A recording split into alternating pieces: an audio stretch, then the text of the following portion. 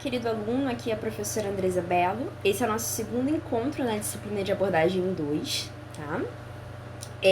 Continuando aí a tratar ainda sobre os assuntos da EJA, que é uma modalidade da educação, né? Só relembrando que nós já tratamos no nosso último encontro, né? EJA, Educação de Jovens e Adultos. E a nossa apostila ela traz esse tema, né? Bem interessante, né? Reflexões sobre a educação de jovens e adultos, né? E a formação docente, né? A gente vai refletir o que é aí a educação de jovens e adultos. Nós já iniciamos essa reflexão no nosso último encontro e já também começamos a dizer como que é o perfil desse professor, né? Que trabalhará aí na educação de jovens e adultos. Todos os professores, né? Quando eles atendem aí, seja no nível da educação básica, seja no nível da educação superior, o professor ele precisa se adaptar à realidade em que ele está inserido, a realidade que ele está inserido no sentido político, econômico, social, né? Conhecer ali o seu público-alvo, mas principalmente conhecer o estilo das pessoas que ele vai estar atendendo, né? Então, dentro da educação básica, nós temos aí, né, o público da educação infantil, o público do ensino fundamental e médio. Também vai ter ali uma modalidade que as pessoas vão ter uma idade, uma experiência de vida maior, talvez, do que alguns outros alunos. Então, mediante a sua experiência de vida, você vai ver que ali na modalidade de educação de jovens e adultos, a gente vai encontrar muitos adultos, né, e jovens, uma turma extremamente mista, né? Você entra dentro da sala de aula, diferente, né, do ensino regular, ali onde a gente encontra alunos com idades muito próximas, a variação às vezes é apenas de um ano, né, entre um aluno e outro. Já na educação de jovens e adultos, você vai ver jovens de 30, 40, 45, juntamente com alunos de 60, 65, 70 anos e por aí vai, tá? Muitos alunos dentro da educação de jovens e adultos, você vai ver que eles vão buscar esse tipo de oportunidade, né, para complementar ali a sua educação, no sentido aí de buscar uma oportunidade de emprego, buscar uma oportunidade para melhorar a sua posição social, né?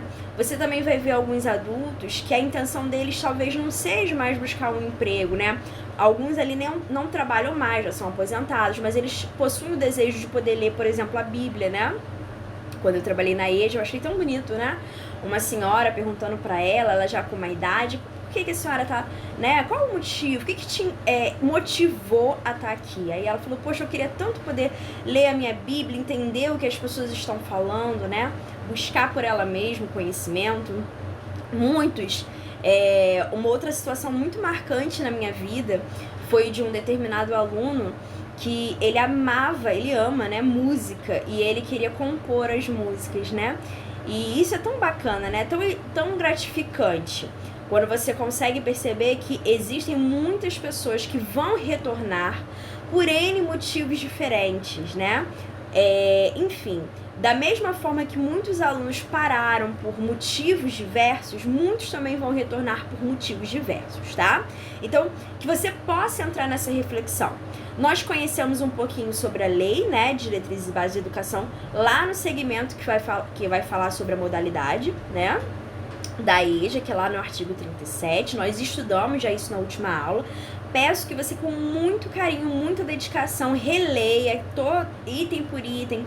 Se for possível, assista a nossa última aula para que você tire ali todas as suas dúvidas, tá bom? Bem, eu até trouxe essa imagem aqui acima, essa imagem ela tá no Google, tá?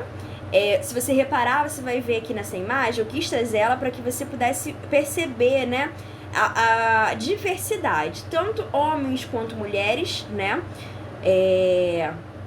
se matriculam, né, nessa modalidade. Você vai reparar que nessa imagem que tá aqui acima, né, a questão, assim, da idade, né, pessoas com idade diferente, né, jovens, pessoas mais velhas, né, em termos aí de idade, e que estão ali juntos com o objetivo de querer melhorar em termos de conhecimento, tá? Essa partezinha aqui da nossa apostila vai dizer o seguinte: a educação de jovens e adultos, né, a EJA, né, conforme eu até falei, né, quando você for escrever, eu disse isso na minha turma presencial, tô trazendo aqui também na turma online, né? Eu não lembro se eu falei no último vídeo, mas vale a pena relembrar isso aqui. Se você for prestar uma prova de concurso, eu te recomendo que preste. Esse ano tem alguns concursos abertos e, em nome de Deus, vai abrir muito mais, porque nós temos muitos alunos aí que já estão se formando, alguns, né? É o último módulo, não deixe de ficar atento, porque eu tenho certeza que sua oportunidade de emprego já tá chegando, tá batendo aí na sua porta, tá bom? E quando você for fazer lá o seu concurso, tiver uma redação, em escolas particulares também muitas pedem ali pra você estar fazendo uma redação, se você for trabalhar com a EJA. Não escreva no EJA e nem o EJA, tá?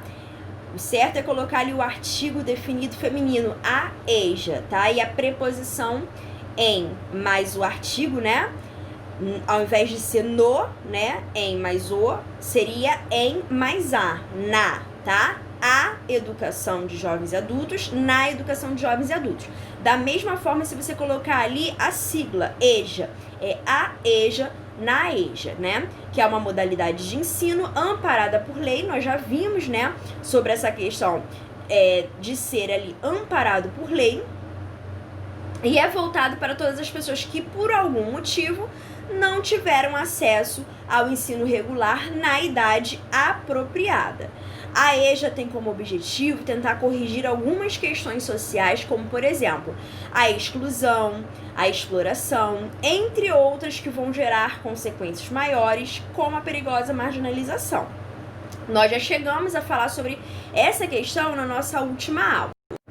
Até esse ponto, nós chegamos a ver na aula passada. Hoje, nós vamos pegar aqui a apostila na parte que vai falar ali sobre o papel do professor em educação de jovens e adultos, tá? Nós vimos também na aula passada e naquele último slide que eu tava mostrando aqui agora, que Paulo Freire, né, ele é um educador que vai se destacar quando nós falamos aí em educação de jovens e adultos. Todas as vezes que nós formos falar, né, sobre a EJA, é automático, né? Uma pesquisa que você fizer no Google, enfim, ou compra de algum livro, vai ter ali uma referência a Paulo Freire, tá? Ele foi realmente ali um educador com um destaque muito grande, um valor muito grande. Uma vez que ele encara a educação, né? A educação como um ato político, um ato de libertação. Ele, inclusive, usa uma expressão que eu gosto muito, que é: ele faz um apelo para que nós, né, educadores, não sejamos ingênuos. O que seria essa ingenuidade? A ingenuidade que leva, né, a pensarmos que hoje nós temos aí a democratização do ensino e que todas as pessoas, por terem acesso ao ensino, elas receberiam aí a educação igualitária. E, na verdade, Paulo Freire ele vem desmascarando que não. Ele vem mostrando que existem vários tipos de educação. E muitas das vezes a educação que é oferecida para o povo é aquela educação que ele chama de domesticadora, como se fosse um mecanismo de domesticação, assim como nós domesticamos um animal, né? É como se fosse ali apenas um adestramento. Essas palavras, elas são fortes, mas elas trazem uma grande reflexão para nós educadores, tá? Então, qual é o papel do professor? Paulo Freire, em suas obras Visão a Libertação, dá um significado especial a essa relação professor-aluno. Ele vai perguntar qual é a relação que deve se estabelecer entre o professor e o aluno. E aí ele vai citar essa seguinte frase: para ser um ato de conhecimento, o processo de alfabetização de jovens e adultos demanda, entre educadores e educando, uma relação de autêntico diálogo, tá? Ele vai defender uma educação, né, o papel do professor ali como aquele que vai promover uma educação que ele vai chamar de dialógica. Por que dialógica? Porque ele vai dar oportunidade para o seu aluno aprender de maneira ativa, tá? E essa maneira ativa de educação, ele vai falar que é dialógica, onde o aluno pode dialogar, trocar experiências com o professor e o professor com o seu aluno, tá? O papel do professor é destacar a curiosidade, indagar a realidade, problematizar, ou seja, transformar os obstáculos em dados de reflexão para entender os processos educativos que, como qualquer faceta do social, estão relacionados com o seu tempo, com sua história e também ali com o quê? Com o seu espaço, tá? Se a gente for analisar o tempo, né, Hoje, realmente, nós temos aí uma possibilidade maior de muitas figuras, né, muitos personagens na sociedade que outrora não podiam ter acesso à educação, como mulheres, né, como negros, pessoas que não tinham poder aquisitivo, né, economicamente falando. Enfim, hoje realmente há mudanças na escola, mas muita coisa ainda há necessidade de mudar, tá? Nesse sentido, como Alerta Fonseca 2015, né, é fundamental que os professores conheçam os saberes e as habilidades que os alunos desenvolvem em função do seu trabalho, no dia a dia. Qual é o meu aluno, né? Você vai ver ali que Paulo Freire, quando ele desenvolve ali a alfabetização, ele procura conhecer quem é o seu educando, né? Seu educando é um pedreiro, ele vai trazer ali palavras que são do cotidiano de um pedreiro. A minha aluna, ela é auxiliar, né, de limpeza. Quais são as palavras que ela utiliza no dia a dia? Ela é uma cozinheira, ele é um mecânico, enfim. Então a gente deve conhecer os nossos alunos. Qual é a função do seu trabalho no dia a dia? E no seu cotidiano, né? Assim, cada vez mais os professores da EJA têm de lidar com várias situações. A especificidade socioeconômica, né? Qual a sociedade que eles estão inseridos, né? Em que ambiente econômico também eles estão inseridos, para que a gente não venha falar de coisas que não faz parte da realidade deles, que eles não tenham ali conhecimento de fato, tá? Vou reler aqui, tá? A especificidade socioeconômica do seu aluno, a baixa autoestima decorrente das trajetórias de desumanização. Você vai perceber que muitos alunos ali da modalidade de educação de jovens e adultos, eles sofrem com a baixa autoestima, principalmente pela sua marginalização, a forma como as pessoas ao longo do tempo vêm tratando essas pessoas, né? A questão geracional, a questão da sua geração, a que geração ele pertence, né? Isso também desestimula e muitas das vezes, tá? Causa ainda mais, agrava ainda mais a questão da baixa autoestima. Certa vez eu tava conversando com uma pessoa que queria voltar à escola, mas aí a pessoa falou assim, mas como é que vai ser? Eu aqui desse tamanho, tendo que... Só um momento. Desculpa, voltando aqui. Eu desse tamanho, com a minha idade, vou ter que voltar à escola e estudar com crianças, né? Existe também aí essa questão, existe esse medo, tá? Então, a diversidade cultural, que também deve ser respeitado, a diversidade étnico-racial, as diferentes perspectivas dos alunos em relação à escola, né? Cada um vai ter um objetivo diferente para estar frequentando ela. Em alguns casos, você vai ver muitos alunos frequentando não com o objetivo de adquirir um diploma, né? Mas mais pela questão social. Como assim, professora? Muitos ali, muitas das vezes, não têm nenhum familiar. Muitos ali foram abandonados pelos seus filhos, moram sozinhos, não trabalham mais. E aí encontram na escola um ambiente social para que possam estar se relacionando, tá? Então você vai reparar que existe ali diferentes perspectivas dos alunos em relação à escola, tá? As questões e os dilemas políticos da configuração do campo da EJA como espaço e direito do jovem adulto, principalmente os trabalhadores, tá? A relação professor-aluno é fundamental para o processo de conscientização do aluno, para o processo de libertação do aluno e para o processo de aquisição de conhecimento. Tudo que o professor faz em sala de aula vai influenciar no desenvolvimento da apropriação de quê? Dos conceitos, né? De tudo aquilo em termos de conteúdo que esse aluno vai desenvolver ao longo do ano letivo. A maioria dos alunos da EJA vem de um longo e cansativo dia de trabalho e anos sem frequentar a escola. Então, como trabalhar com essas pessoas? Primeiro, fazer uma busca, um diagnóstico daquilo que eles já sabem, daquilo que eles já utilizam, quais os conhecimentos prévios que eles já possuem, antes de você começar a desenvolver os seus conteúdos. Considerar que o seu aluno, ele trabalhou muitas das vezes, né? Trabalhou o dia todo. Muitas das vezes é um trabalho cansativo e ele tá ali Ele quer te ouvir, ele quer aprender. Mas como que eu vou trazer essa aula? Essa aula precisa ser dinâmica, precisa ser divertida, mas com responsabilidade, porque a gente não pode esquecer que essa educação ela tem que servir para a conscientização, tem que servir para a libertação, tem que servir ali para o conhecimento do seu aluno, tá bom?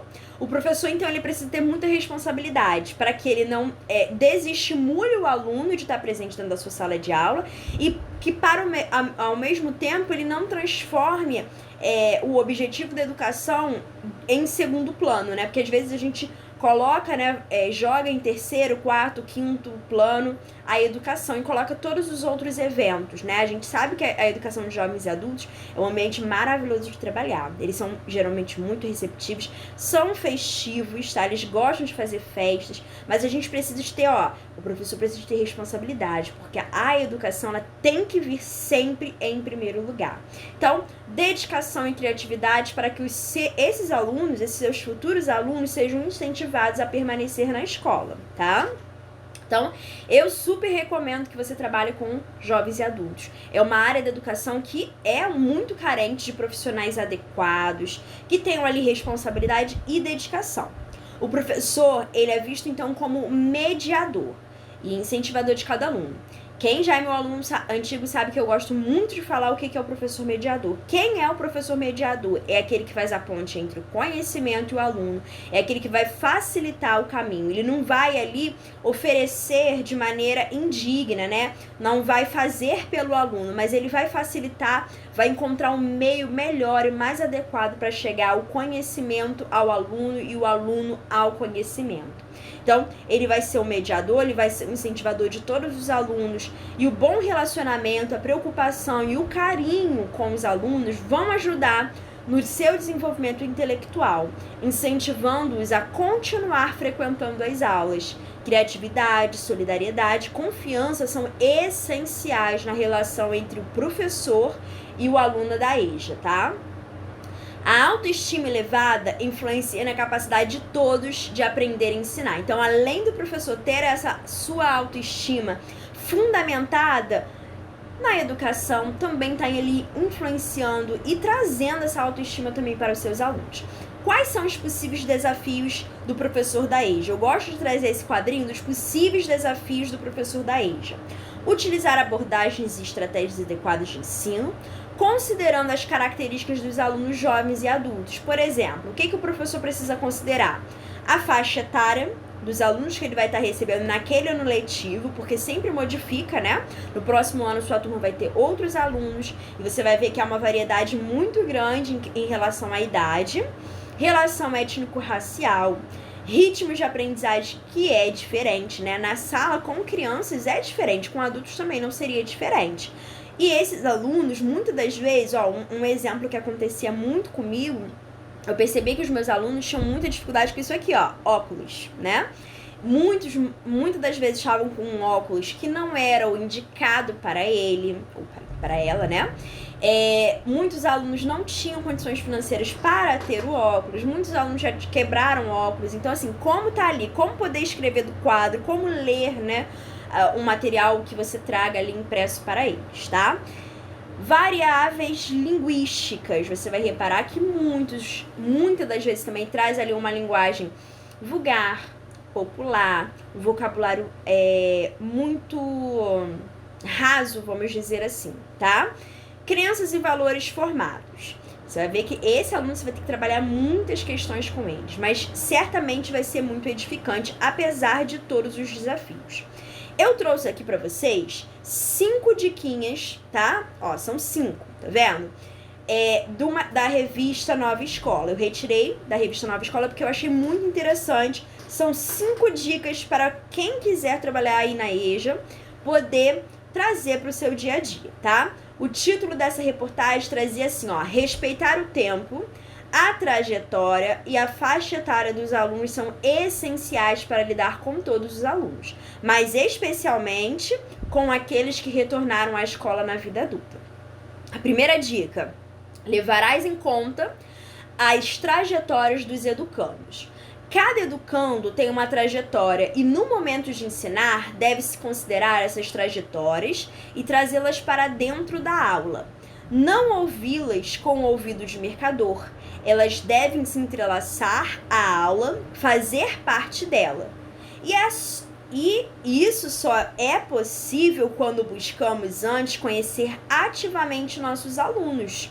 Certa vez, em um final de projeto, uma professora comentou o seguinte: o aluno X participa de movimento de moradia. Se soubéssemos antes nosso projeto sobre direitos sociais, teria sido bem diferente. Qual foi o probleminha dessa professora? Ela não buscou conhecer ali seus alunos, né? O que eles fazem no dia a dia, o que eles trabalham no seu dia a dia, né? Qual é o interesse dos meus alunos? Só pude concordar com ela. Quantas coisas poderiam ter sido mais ricas em termos de aprendizagem e obtido mais sucesso se este educando tivesse sido ouvido antes e participado efetivamente da construção do projeto? O segundo mandamento, segunda dica, né, seria aí, ó, respeitará o tempo de cada um. Nós não podemos jamais nos esquecer de que cada educando tem o seu tempo, seja trabalhando ali com adultos, seja trabalhando com crianças, tá? Cada pessoa tem o seu tempo diferente. O que a gente não pode matar na pessoa é a vontade de participar do seu processo educativo, tá? Uma vez eu escutei uma professora falando assim: eu não gosto de fulano porque fulano lê muito mal. Eu falei assim: você tem que dar oportunidade, porque ela lê mal agora. Mas se você tirar a oportunidade dessa pessoa, sabe o que vai acontecer com essa pessoa? Ela nunca vai se tornar uma boa leitora. Porque para você se tornar uma boa leitora, você tem que fazer o quê? Tem que ler. E para ler tem que ter oportunidade, tá? No caso de jovens e adultos, isso é importantíssimo. Achar que todos aprenderão do mesmo modo ou no mesmo tempo levará ao desânimo daqueles que, por este ou aquele motivo, não conseguem acompanhar a turma, né? Que a pessoa se sente desestimulada. Poxa, aquela pessoa já conseguiu e eu não. Mas qual é a trajetória que aquela pessoa já traçou? Às vezes aquela pessoa já tem uma outra história de vida que possibilitou um acesso muito maior aos meios de conhecimento, tá? Então, cada realidade é uma realidade diferente. Não significa que esperaremos todos chegarem ao mesmo ponto, o que é igualmente um desastre. Significa sim que vamos estabelecer em nossa aula plano, projetos, objetos para que cada qual avance dentro de suas potencialidades e de acordo com o seu momento.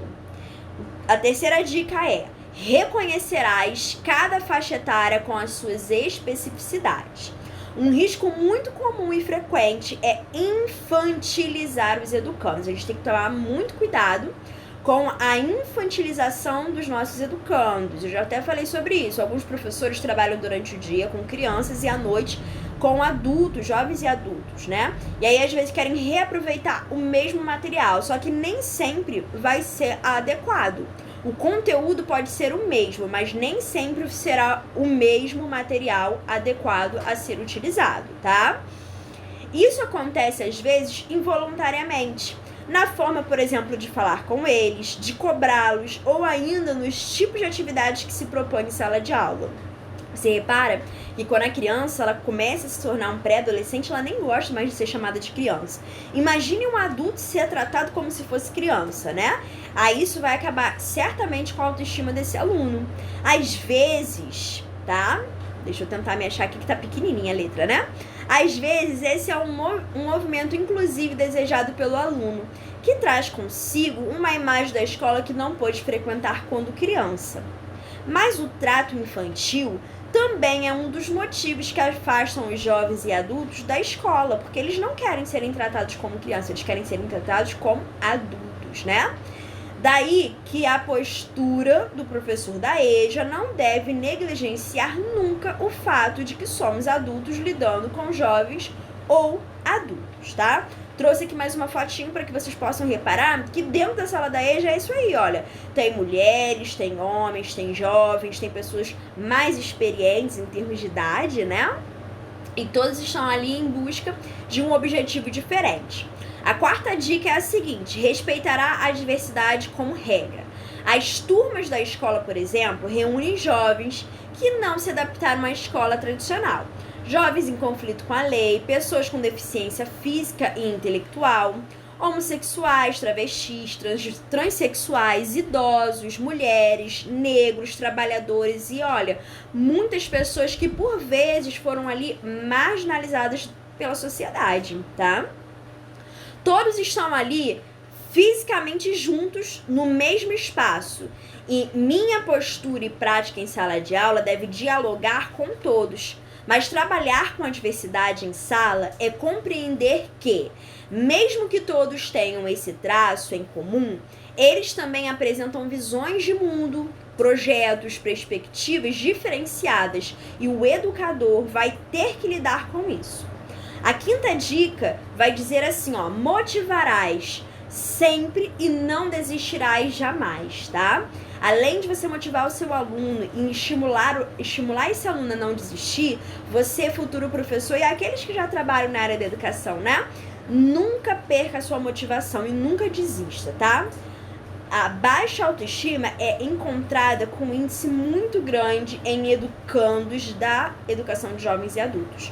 Suas trajetórias de dificuldade de toda a ordem, sua experiência muitas vezes traumática com uma escola excludente, as adversidades que enfrentam para frequentar a sala de aula são grandes, as barreiras que esses alunos precisam transpor para acessar. Permanecer e concluir com sucesso, porque não é só acessar, não é só fazer a matrícula, ele tem que permanecer e ele também precisa de quê? De concluir, e não é concluir de qualquer maneira, ele precisa concluir com sucesso.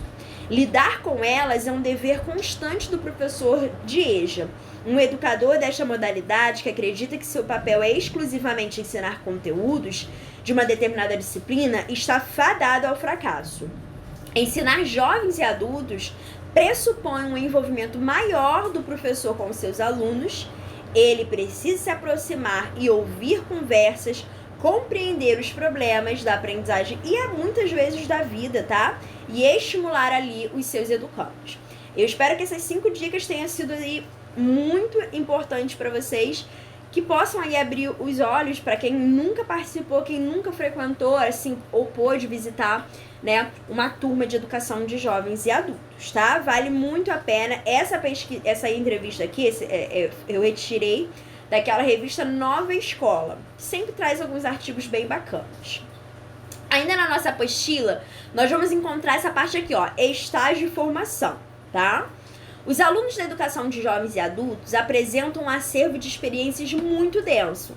Em geral, são pessoas excluídas socialmente em processo de desigualdade escolar que os afastaram da escola e reiteraram processos profundos de analfabetismo, tá? Encontramos jovens que ultrapassaram a idade estabelecida para o estudo diurno por sucessivas reprovações, por serem considerados problemáticos nos turnos matutino e vespertino, né, manhã e à tarde, ou devido ao emprego e outras questões, solicitam ou são transferidos para o turno da noite. Muitos desses jovens sentem-se fracassados e, de certa forma, excluídos. E esse é um dos aspectos que geram alto índice de evasão escolar nesse período. Em contrapartida, entre os adultos idosos, tá?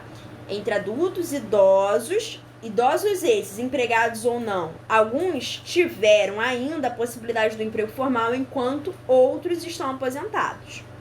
No que diz respeito às mulheres, algumas em período gestacional e outras já com filhos. E falando sobre questão de meninas em período gestacional e outras já com filhos, eu pude presenciar em alguns casos algumas meninas que tiveram bebês, assim, né, recentemente. E o que acontece? Elas tiveram apoio da família e eu achei isso muito bonito. Muitas tiveram apoio do pai. Eu via muitos pais indo à escola com a filha, segurando o nenenzinho dela, ali recém-nascido, no pátio.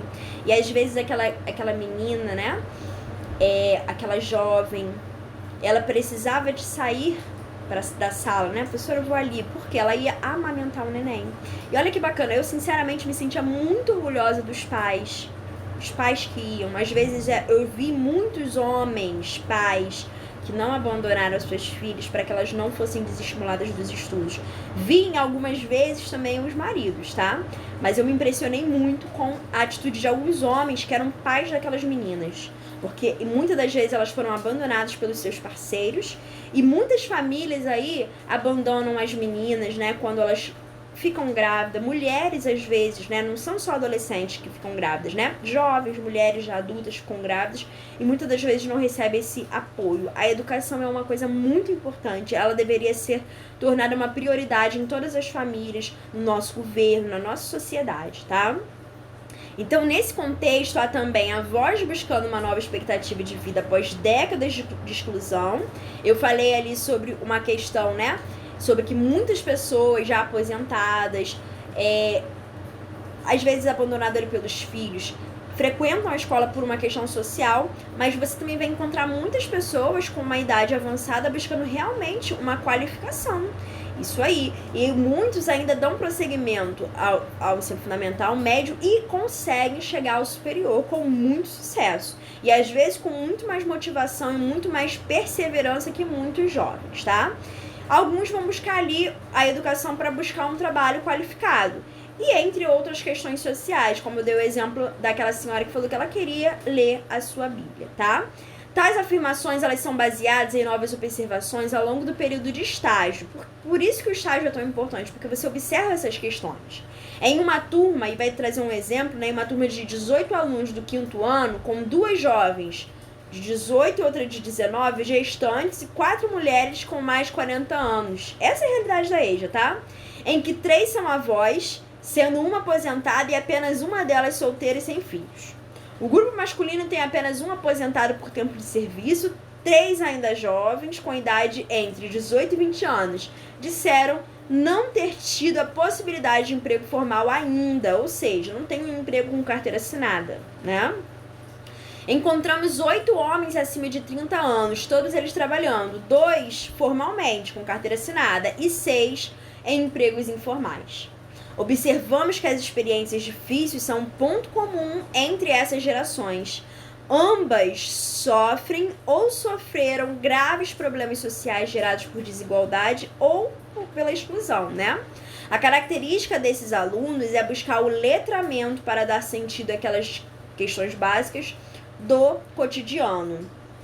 Está embutida aí a necessidade de elevar sua escolaridade, tentar inserir-se ou manter-se no mercado de trabalho, assumindo aí uma identidade estudantil na tentativa de construir uma nova identidade, a de cidadão crítico, porque sabe ali refletir sobre tudo que está sendo apresentado a ele, capaz de utilizar a leitura e a escrita, afirmar e conquistar novos espaços na sociedade, na tentativa de diminuir o abismo que a desigualdade social cria na sociedade plena, tá? Vamos falar agora sobre os materiais didáticos utilizados aí em turmas, né, de jovens e adultos. Uma questão muito comum entre os professores é saber quais materiais didáticos eu posso utilizar com jovens e adultos, né? A gente vê ainda uma riqueza muito grande, né, de materiais didáticos para as crianças, mas e para as turmas de jovens e adultos? Olha o que a nossa apostila traz aqui pra gente. Todo o processo de aprendizagem voltado aos discentes, ou seja, o docente, professor, discente, alunos de EJA, deve ter como prioridade a contextualização da realidade, né? Você conhecer o seu aluno e utilizar as palavras, por exemplo, do cotidiano dele, assuntos que vai estar ali voltado para o cotidiano desse aluno. A adoção de estratégias e materiais didáticos condizentes com os interesses e necessidades dos alunos vai ser aí fundamental, pois além de tornar a aula mais dinâmica, menos cansativa e mais interessante, vai possibilitar que os alunos pensem sobre suas identidades e as suas subjetividades, suas formas de ser e estar no mundo, lendo e modificando esse mundo, tendo como principais objetivos a redução das faltas, a evasão e a conscientização dos processos sociais que os excluem, das organizações estruturais que segregam e dos processos educacionais que oprimem, tá? Então, material didático, assim como toda a sua aula, ela deve ser ali adequada e contextualizada à realidade do nosso discente, do nosso educando, tá?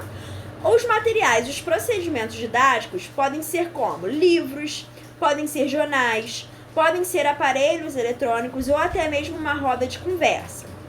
Em alguns casos, muitos deles fazem visitação a alguns locais públicos que funcionam à noite, alguns museus, algumas palestras, teatro, mas isso tudo vai depender ali da realidade, né, do contexto social, econômico, financeiro da escola, dos alunos, para que você possa financiar algumas coisas. Mas muitas coisas você pode fazer no seu dia a dia dentro da sala de aula. Trazer uma música, né?